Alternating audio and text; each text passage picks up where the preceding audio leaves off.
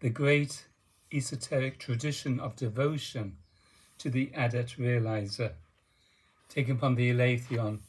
Volume 1, page 161. The divine avatar self-revelation of his divine presence, Avatar Adida Samraj. Spiritually realized adepts, or transmission masters, or true gurus, are the principal sources, resources, and means of the esoteric or spiritual way. This fact is not and never has been a matter of controversy amongst real spiritual practitioners. The entire spiritual way is a process based on the understanding and the transcending of attention, or the understanding and the transcending of the inevitable and specific results of egoic attachment to, or egoic reaction to, or egoic self-identification with every kind of conditional object, other, or state. This spiritual understanding or real self-understanding is expressed in a simple traditional formula and prescription for practice. You become or duplicate the qualities of whatever you meditate on or whatever you identify with by the surrender that is attention itself. Since the most ancient days, this understanding has informed and inspired the practice of real practitioners of the spiritual way. Likewise, since the most ancient days, and on the basis of this very understanding, spiritual practitioners have affirmed that the great principle of spiritual practice is the spiritual company of the realized adepts, or the practice of life as self-surrender to the bodily person, the transmitted spiritual presence, and the realized state of a spiritually realized adept or true guru of whatever degree or stage.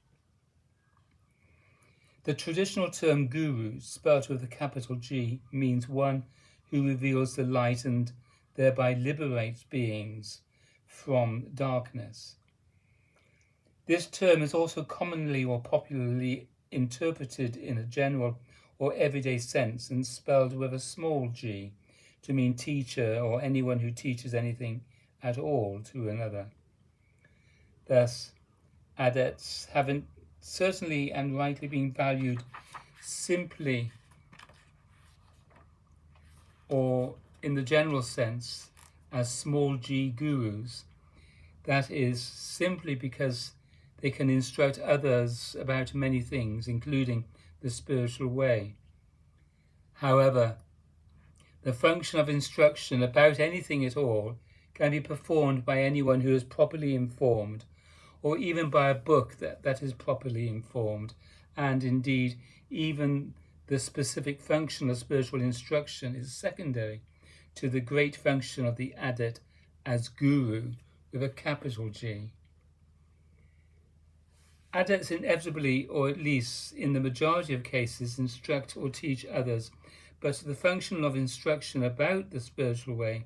is then passed on through good books containing the authentic word of teaching, and through informed others who are hopefully true practitioners, and so forth. The great function of the adept guru is, however, specific only to adepts themselves, and this is the guru function and the guru principle supremely valued by spiritual practitioners since the most ancient days. The specific guru function is associated with the great principle of devotional communion with the adept guru and with the unique spiritual understanding of attention. Therefore, since the most ancient days, all truly established or real spiritual practitioners have understood that devotional communion with the adept guru is itself the great means of realizing real, a call to God, or truth itself, or reality itself. That is to say, the great means or secret of realization in the spiritual way is to live in or to spend significant time in or otherwise and constantly to give attention to the company, form, presence, and state of an adept who is truly realized in one or another of the esoteric stages of life. The essence of the practice of devotional communion with the Adept-Realiser is to focus attention on, and thereby to, in due course, become identified with or realize indivisible oneness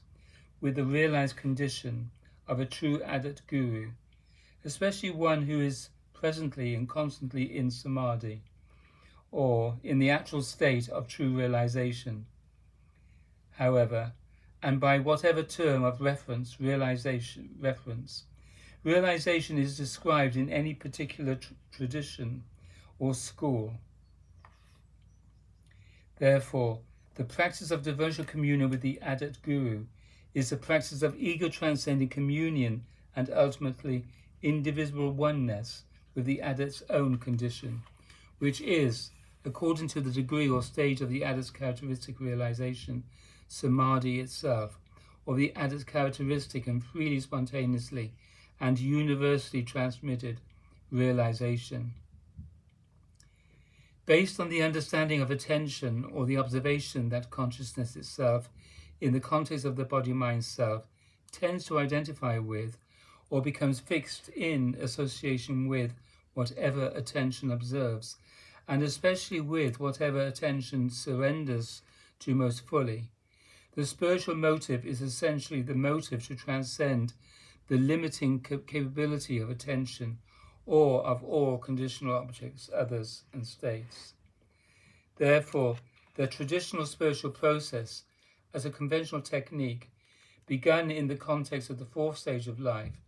is an effort or struggle to set attention and thus consciousness itself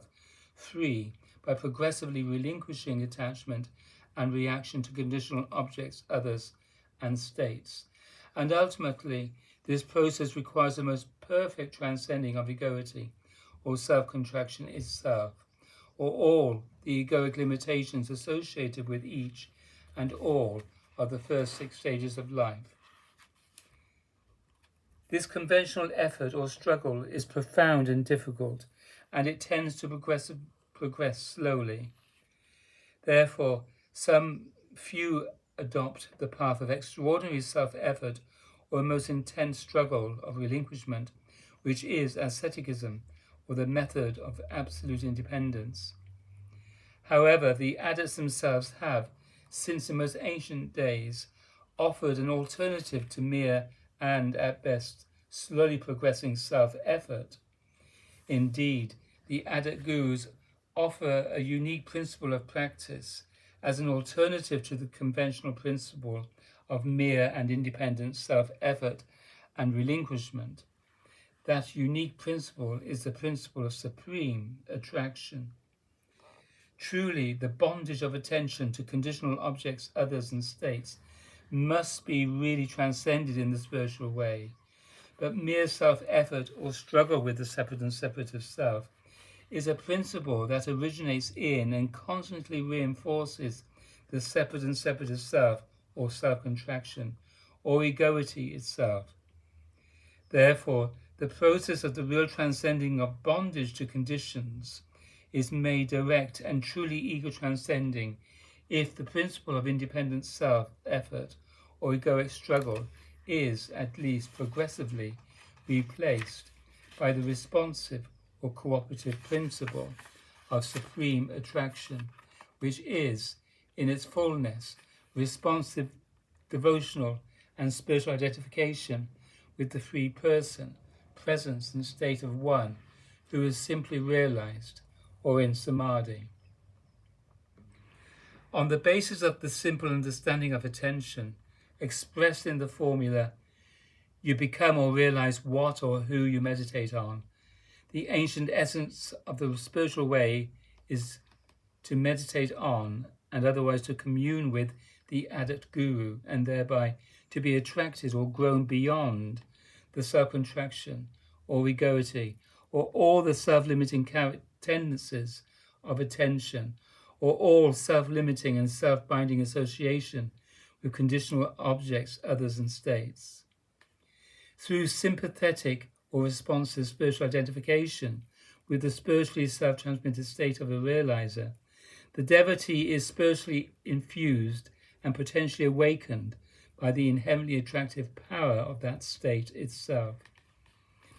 Even the simplest beginner in practice may be directly inspired and thus moved toward greater practice, true devotion, and eventual spiritual awakening by sympathetic response to the free sign and the great demonstration of a true realizer, and by the great spiritual means that is true devotional communion with a true realizer, coupled with a variety of disciplines and practices which should be associated with real self-understanding. The fully prepared devotee of a true realizer may freely, or with relative effortlessness, relinquish or grow beyond the limits of attention relative to each of the progressive stages of life that, in due course, follow upon that devotion. Of course, actual spiritual identification with the realized spiritual condition of an adept is limited by the stage of life of a devotee. The effective depth of the self-understanding and the ego-transcending devotional response of the devotee, and the stage of life and realization of the adept. And some traditions may unfortunately tend to replace, or at least to combine, the essential and great practice of devotional communion with the adept guru with concepts and norms associated with the parent-child relationship, or the relationship between a king and a frightened subject, or even a relationship between a slave master and a slave. However, this great principle or means of devotional communion with the adept guru, rightly understood and truly practiced, is the ancient essence or great secret of the spiritual way. And true adept gurus have, therefore, since the most ancient days, been the acknowledged principal sources and resources, as well as the principal means of right religious practice or effective religious wisdom and the esoteric tradition of spiritual realization. Particularly in more modern days, since spirituality and everything else has become a subject of mass communication and popularization, the spiritual way itself has become increasingly subject to conventional interpretation and popular controversy. In the broad social or survival context of the first three stages of life, self-fulfillment, or the consolation of the ego, is the common ideal, tempered only by local, popular, and conventional political, social, and religious ideals or demands. Therefore, the common mood is one of adolescent anti-authority and anti-hierarchy, stemming from the Oedipal anti-parent disposition, and the common search is for a kind of ever-youthful and narcissistic ego-omnipotence and ego-omniscience. The popular egalitarian or ego-based and merely and competitively individualistic culture, or really anti-culture, of the first three stages of life is characterized by the politics of adolescent rebellion against authority or their perceived parent in any form. Indeed, a society or any loose collection of mere individuals, does not feel the need for, and cannot by tendency alone, even much tolerate a true culture, because a true culture must necessarily be characterized in its best and even general demonstrations, and certainly in its aspirations by mutual tolerance, cooperation, peace, and profundity. Therefore,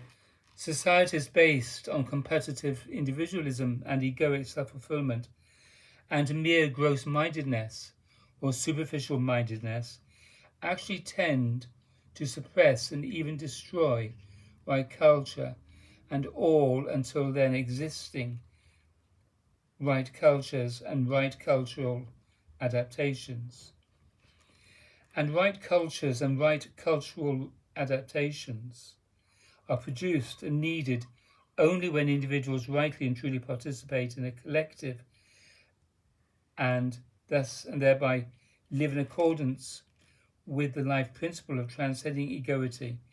and the great principle of inherent oneness or prior unity.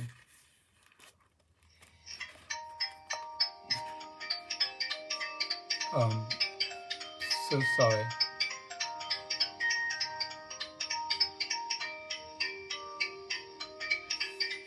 I thought I turned it off.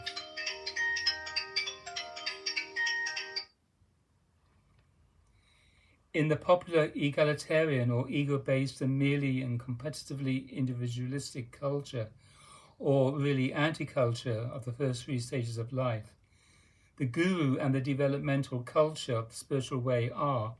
with even all of authority and of true or ego-transcending culture, more or less taboo,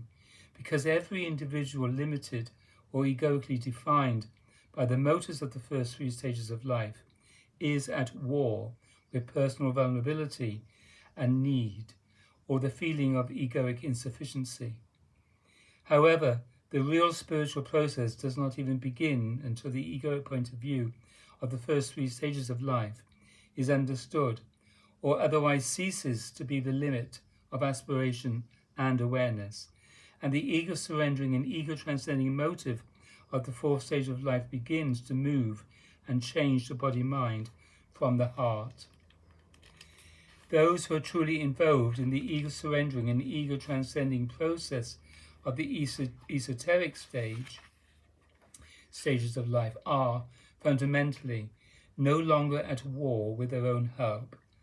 and thus they are no longer struggling toward the ultimate victory of the ego. Therefore, it is only in the non-spiritual or even anti-spiritual cultural domain of the first three stages of life, or the conventional survival culture bereft of the motive of truly developmental and spiritual culture, that the guru is, in principle, taboo. And because the taboo is rooted in adolescent reactivity and egoic willfulness, or the yet unresolved emotional and psychological and even emotional sexual rebellion against childish and emotionally and sexually ego-suppressing dependence on parent-like individuals and influences, anti-guruism and even anti-cultism, which characteristically and without discrimination denigrate and defame and mock or otherwise belittle all authorities and also even all the seed groups of newly emerging cultural movements, whether or not they have positive merit or forms or expressions of what Sigmund Freud described as an Oedipal problem. In the common world of humankind, it is yet true that most individuals tend, by a combination of mechanical psychophysical tendencies and a mass of conventional political, social, and cultural pressures, to be confined to the general point of view associated developmentally with the unfinished or yet to be understood business of the first three stages of life. Thus, in the common world of humankind, even religion is characteristically reduced to what is intended to serve the creaturely or worldly and rather aggressively exoteric point of view and purposes of egoity in the context of the first three stages of life. And even if an interest in the esoteric possibilities beyond the first three stages of life develops in the case of any such yet rather worldly character, that interest tends to be pursued in a manner that dramatizes and reinforces the point of view,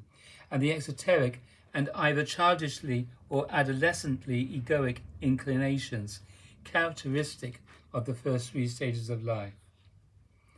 Until there is the development of significantly effective self-understanding relative to the developmental problems or yet unfinished business associated with the first three stages of life, anyone who aspires to develop a truly esoteric practice, necessarily beginning in the context of the fourth stage of life, will characteristically tend to relate to such possible esoteric practice in either a childish or an adolescent manner. Thus, anyone whose developmental disposition is yet relatively childish, or tending in general to seek egoic security via the dramatization of the role of emotionalistic dependency, will tend to relate to esoteric possibilities via emotionalistic or otherwise merely enthusiastic attachments,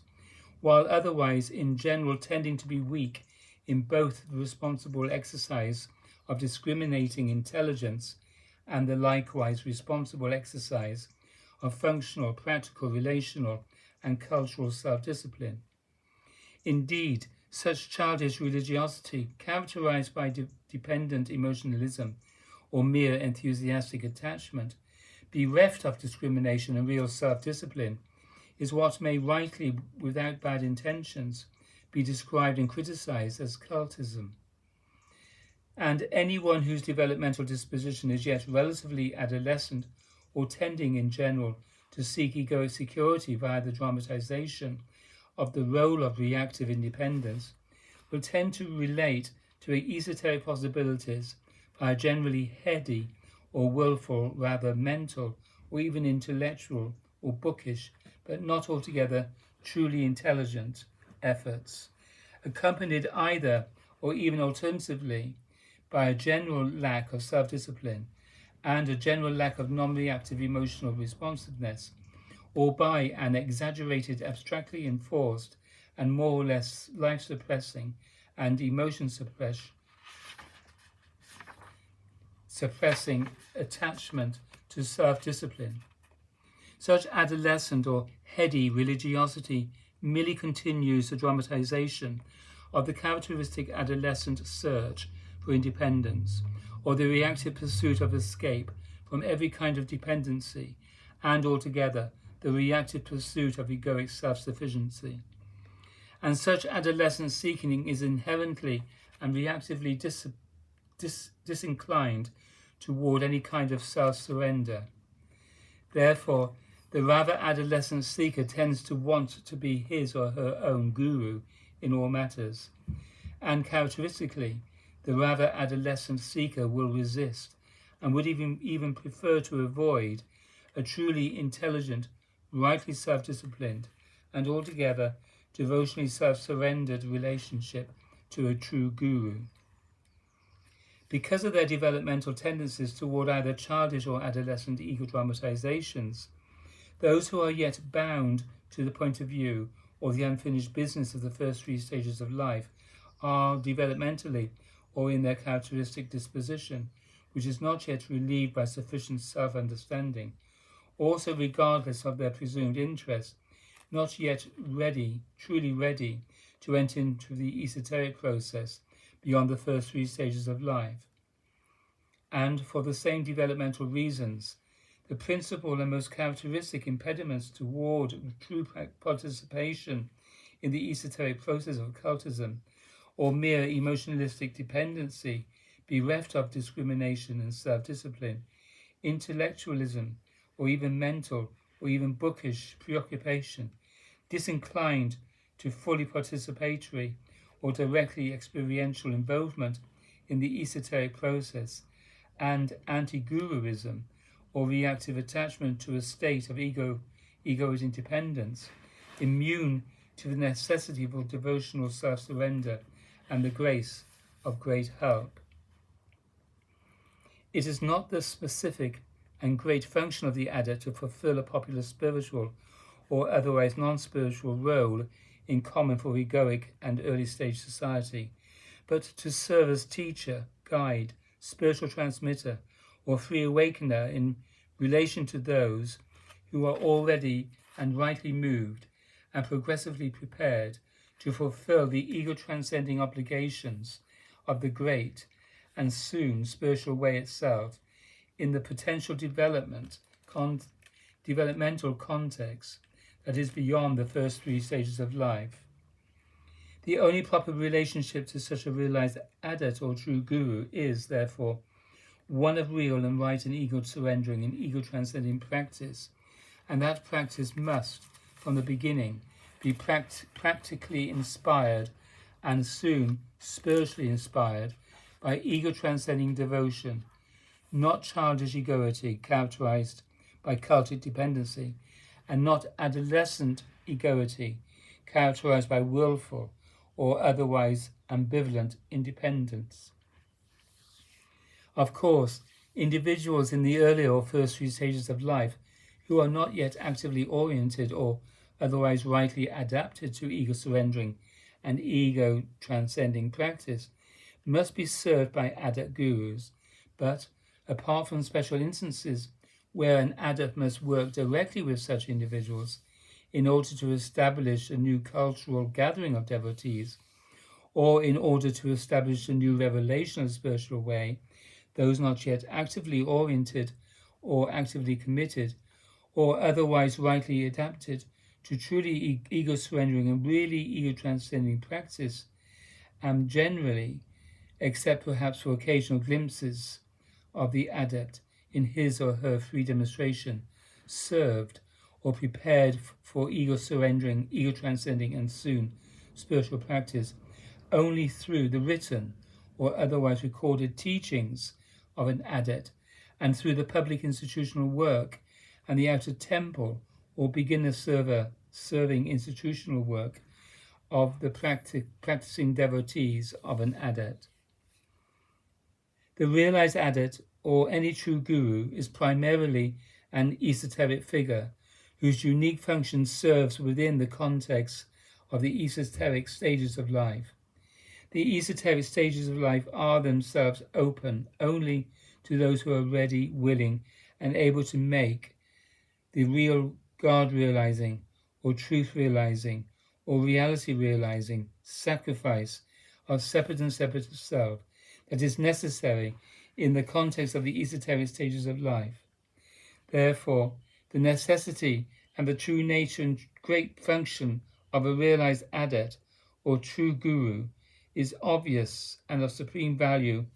only to those who are ready, willing, and able to embrace the ego-transcending process of the esoteric stages of life. Except for the possible moments in which the causal divine person or the ultimate reality and truth may, for some few, serve temporarily and to whatever degree significantly, and in any case, never to the most ultimate or most perfect degree in or via a non-physical and or perhaps even non-human revelation form. The devotional relationship to the realized adept is an absolute and a never obsolete necessity for any and every human being who would practice and realize within the esoteric stages of life. Therefore, the necessity and the true nature and great function of a realized adept or true guru is inherently and gratefully obvious to anyone and everyone who is truly ready, willing, and able to embrace the esoteric process of real God realization or reality realization. Anyone and everyone who doubts and quibbles about the necessity and the true nature and great function of a true adept guru is simply not yet ready, willing, and able to enter the necessary ego-surrendering and ego-possessed rights.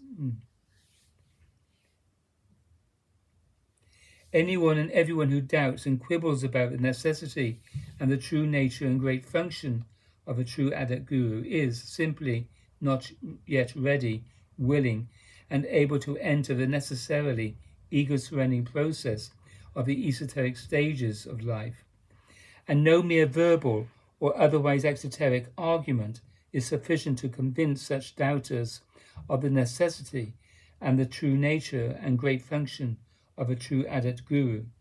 just as no mere verbal or otherwise exoteric argument is sufficient to make them ready, willing, and able to truly embrace the ego-surrendering process of the esoteric stages of life.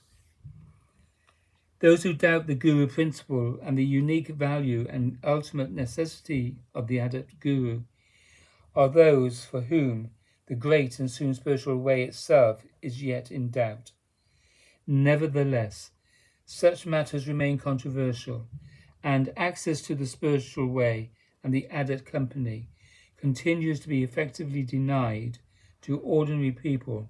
by the popular taboos and the psychological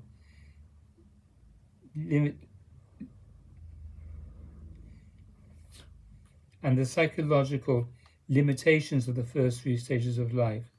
until the real God-realizing motive awakens the heart's great impulse to grow beyond. Da, da, da.